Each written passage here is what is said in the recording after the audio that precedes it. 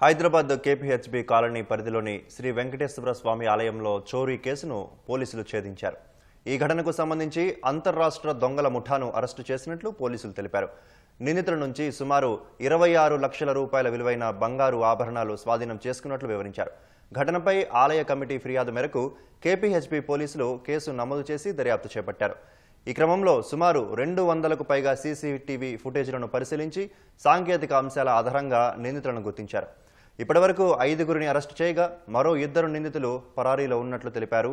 ప్రధాన నిందితుడైన అనిల్ గతంలోనే 15కు పైగా నేరాలు, దోపిడీ కేసుల్లో నిందితుడిగా ఉన్నట్లు పోలీసులు తెలిపారు. మనకున్న లీడ్ ద్వారా దీన్ని వెరిఫై చేసుకుంటే మనకు పాత అఫెండర్ నీలాపు నీలయ్య అని చెప్పి తను ఓల్డ్ అఫెండర్ ముందు కూడా దాదాపుగా 15 దొంగతనాల్లో ఇతను పార్టిసిపేట్ చేస్తున్నాడు. లాస్ట్ నవంబర్లోనే ఇతను జైలు నుంచి బయట రావడం జరిగింది. తర్వాత మన local police and CCS teams అధికారులు కూడా ఒక టీం ఫామ్ అయి ఆ తర్వాత దీన్ని చేజ్ చేయడం జరిగింది. అసలు మెయిన్ అక్యూజ్డ్ అయితే తప్పించుకుని పారిపోయిండు. అందులో రిమైనింగ్ అక్యూజ్డ్ ఎవరైతే మహారాజ్ మల్లికార్జును, పవన్ కళ్యాణ్, అదేవిధంగా దండి అనిల్ తేజ, కంబాబు విజయ్, మళ్ళీ తంగిల మణికంఠ అనే వ్యక్తులు మనకు దొరకడం జరిగింది. ఇందులో మెయిన్ అక్యూజ్డ్ మాత్రం ప్రస్తుతానికి అకౌంటింగ్ ఉన్నాడు. అతన్ని కూడా త్వరలోనే పట్టుకుంటాం.